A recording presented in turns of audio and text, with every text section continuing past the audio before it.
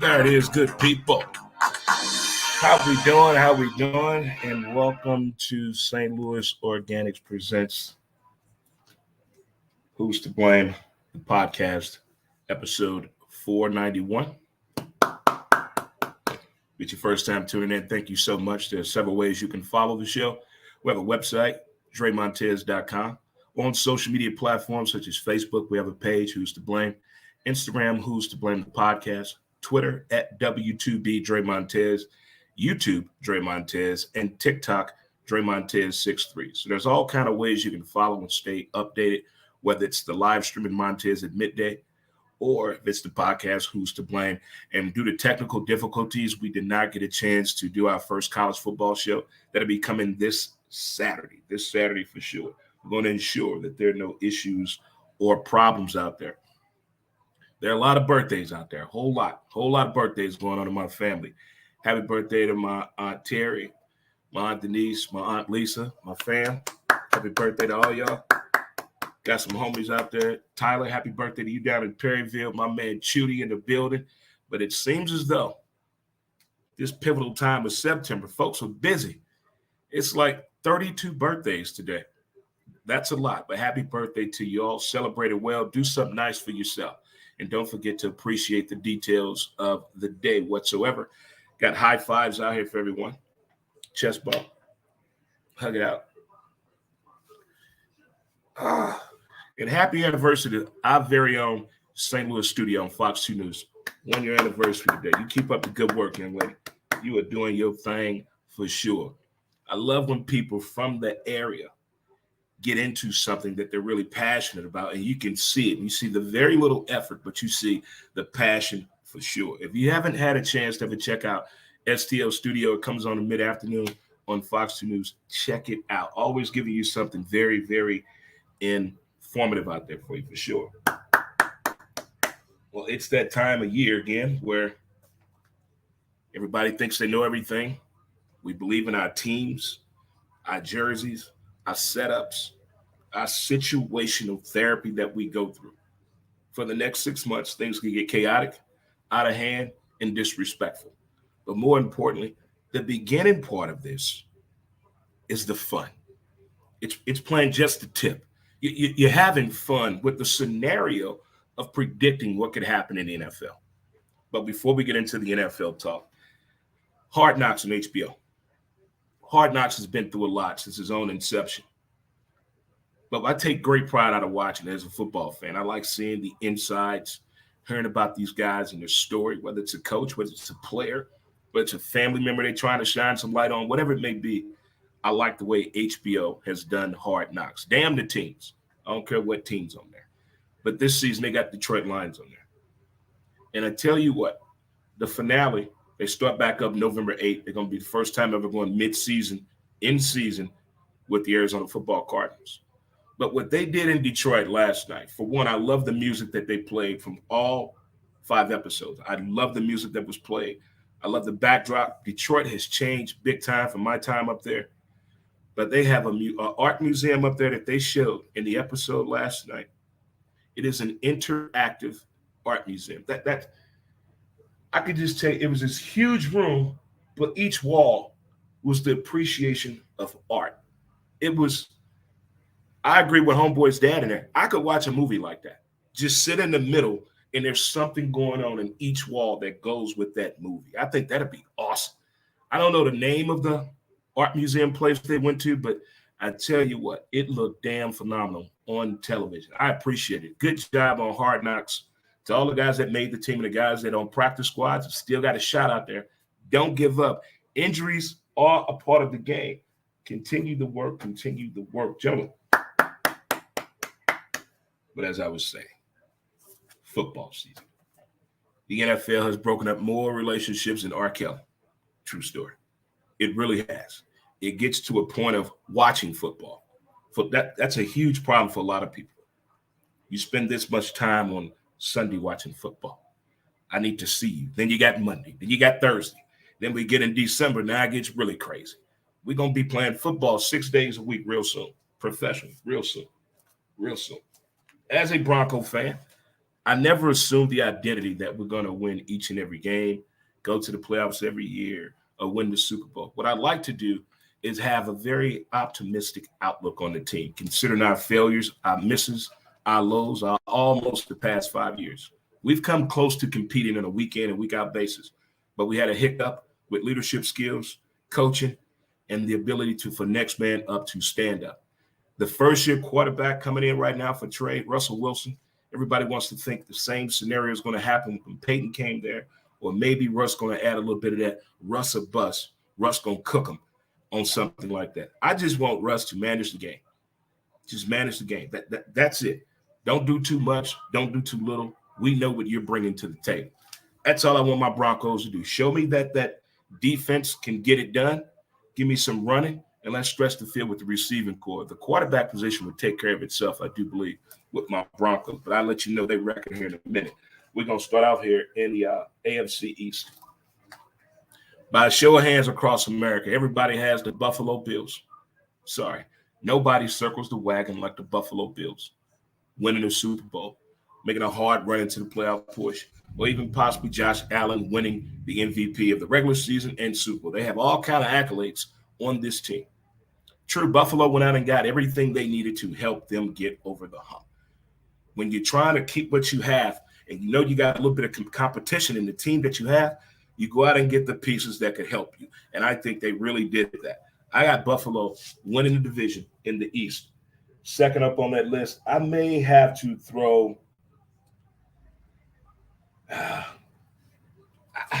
something is telling me about that. I wrote this pick down, but I may just have to go with the Patriots on this one because Belichick has shown me the ability to up-coach more mediocre, no-name players than ever. In the same season, not the following year later, I'm seeing progression as the season goes on, as the game goes on. So I can see the Patriots coming in second right there. Next up, I'm going to take the Dolphins. I know there's 2 experiments, and Tyreek Hill down there could really light up some shows and some verbiage out there. But they got too many things going on in the front office with Miami that happened, they say last year. I say the past 6 years, Miami has got something going on with the front office. And by any Hard Knock show you've watched or any pregame, any tape delay, you know how important the front office needs to be on all cylinders for the guys in the locker room to put that talent out on the field. So that's the thing about the Dolphins right there. Can they go out and win more than 8 games? In the words of Denzel Washington, time will tell. Next up, I got the Jets, Jets. I think everybody is still waiting on them to name a starting quarterback right now. I think this is the year that the Jets really get to buy into their head coaches. His situation, his formula, his meaning behind the madness. Why are we doing this, coach? Why didn't we do this? Because this is how I think this team should go.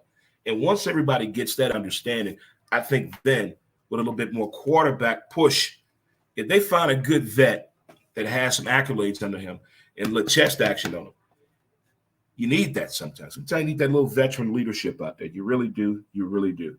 Okay, we're going to go right now with the AFC South. After what happened last year with the Colts, I still don't know what happened to the Colts last year. I said the last 5 games of the season, they had identity problems. They had things that they were easily doing, made them look so hard. So with the Colts, I don't see them coming out on top of this one here. I got the Titans coming up on top in the division of the South this year. I got the Titans finishing out strong. Coming up out of there, I got the Colts right there. And then maybe the Texans and the Jaguars going to close it out. The Texans and the Jaguars going to have a little situation. The Jaguars are coming out of a situation where coach did some things that just wasn't right in the eyes of football and manhood and respect. That's a hard thing to get over. And then also you have with the Jaguars, with the situation with the coach. And then you have the Texans coming out of that nightmare. Wow. I still don't believe all that happened. And think about the stuff we don't know, the things they will not let leak to the media whatsoever. Think about those stories right there. Not saying I want them to leak out, but hey, what else went on down there? What else went on down there? Up next, we're going to take on let me see what we got on here. Dre? See if we can get this right. Bear with me for a second. I tried to write it in a good way where I can go back and get it, but sometimes it don't go that way. You know how it is sometimes out here. Sometimes it don't go that way. Sometimes it just don't. It just does not go that way. Okay. Here we go. In the North, you got the Ravens, the Bengals, the Browns, and the Steelers. The Steelers are going through a rebuilding process. It's going to hurt them more than the housing market did because they waited too long. They kept those players way too long. They didn't give them a chance to do any monopolizing moves, no checker move, no chess moves. They put themselves in a very, very bad situation. And I don't see anything coming out of this in a positive way, probably for like 4 years for Pittsburgh. So it's going to be a minute for them. But I got the Ravens topping this thing out over the Bengals. I think Action Jackson is going to come out there with the first 2 games, and then settle down and understand this is a business, this is my job, and this is my team. Let me show up for work. I got the Ravens, then I got Joe Burrow and the Bengals. I got the Browns feeling much higher than the Steelers for other reasons. I think the Browns realize what they have. They know the hiccup situation at quarterback. All we ask you to do is come in here and fill the void, but don't get too comfortable. Fill the void. We're going to put you in scenarios to win these games, or the defense can really win these games. That could be it right there. Also with Cincinnati, I'm optimistic on that offensive line. They gave up way too many sacks last year. Joe Burrow, have a talk with your offensive line. And I think that right there would round it on out. Okay, we're going to go over here to the West where the Chiefs, the Chargers, the Broncos, and the Raiders at. Well, we already know I'm a Bronco fan, but I got the Chargers winning this. I got the Chargers. I got the Raiders. I got the Chiefs. And then I got the Broncos right there. Yeah, right there. I got the Chargers, the Raiders, the Chiefs, then the Broncos right there. That's what I have right there. And I think that's going to solidify the statement on where's this thing going, Dre? Where do you see this going? How do you see this going? I'm just telling you how everybody going to win out. You can do your own pick to it yourself. And I'm going to tell you right now, the NFC, what we're going to do. All right, we got the NFC up now. Okay. Yeah, okay. NFC is up. All right, we're going to go with the NFC East where the Cowboys, Eagles, Commanders, and Giants are at. We already have the Eagles winning that division. The Eagles went out and got the players that they needed. The hype around the Cowboys now, I want to see what that offensive line is going to do. Can that offensive line open up some gaps? Or is that more on Zeke? Or is it a combination thing? The protection for Dak. All of those intangibles right there are more on the offensive side for the Cowboys. Those are more questions on the offensive side than the defensive side. So I got the Eagles winning it. I got the Cowboys second. I got the Commanders third and the Giants last. The Commanders defense, I know they had some losses of a training camp here. But last 2 years, their defense has been very, very good out there for all my fantasy football people out there. But again, I have the Eagles, the Cowboys, the Commanders, and the Giants right there. Next up, we got the North, where the Packers, Lions, Vikings, and Bears are at. That pretty much sounds like how that division is going to go. Which Aaron Rodgers are we going to get? The cocky one? The one that gives shade eyes to his receiving core? Which Aaron Rodgers are we going to get? I have Aaron Rodgers. Next, I've got the Purple People Eaters of America. I got the Vikings. And then I have the Lions. Closing that, I got the Bears. The Bears are working on a stadium proposal up there. I don't know if that photo was actual. Was it the real thing? Because I didn't see enough comments on it, but allegedly and apparently, the Bears are building a new stadium up there, guys. I don't know what the talk is up there. I got to reach out to my Bears family out there and see what they talking about out there. Okay, next up, we got the South. We got the Bucks, the Saints, the Panthers, and the Falcons. Oh, questions everywhere. Old man winner is 45. Uh-oh. Can terrific Tom do it? I have the Buccaneers winning the South, winning that division. Next up, here comes the surprise. I got the Panthers. I got the Panthers coming up. Then I have the Saints and then the Falcons. Falcons, you got to prove me wrong. You got to prove me wrong. The Saints are kind of in that same situation where they almost waited too long to get that team together. Players are getting old. And the pool out there wasn't that good at the time, but they held on quite a bit here. But again, I have the Bucks, the Panthers, the Saints, and the Falcons right there. All right, let's go out to the West. 49ers, Rams, Cardinals, and the Seahawks. Well, I have the 49ers winning this, but coming in second, I got the Cardinals. Coming in third, I got the Rams. I don't believe the hype. And closing it out, we got the Seahawks. That's what I have right there. That is right there what I have right there. And for the Super Bowl, I have the LA Chargers playing the Philadelphia Football Eagles in the Super Bowl. And I got the Eagles winning the Super Bowl again with Jalen Hurts. That's my pick, and I'm sticking to it. And I'm Dre Montez, and you heard it here first. Well, on this show, I've been on 4 of the shows where I explain the whole situation about the NFL. But here we are with the NFL season starting tomorrow. And I tell you what, the anticipation is all over the place. All over the place. The camaraderie. I know people don't go to sports bars where they used to like 15, 20 years ago. People done got more acclimated at home, got their own toys, their own smoke room, their adult room. The kids can't hear them, own entrance. You know, you need your own amenities. You know, you got to have it. Get your bottle right. Not saying there's nothing wrong with going to your local watering hole to watch football. There's nothing wrong with that at all. But for the ones that stay home and entertain themselves with nonstop football from Thursday, Friday, Saturday, Sunday, and Monday, I applaud you. I applaud you. That's a tough task to entertain ourselves, and there's nobody else around us. We're talking to the TV. We're writing shit down. We're tweeting. We're texting. We're IMing. We're on the phone. Our hat moves 9,000 times. We walk around like I can't believe that play was called. But I wish they would give us a little bit more in insightfulness of the booth. I wish they would do that. They do it for college football.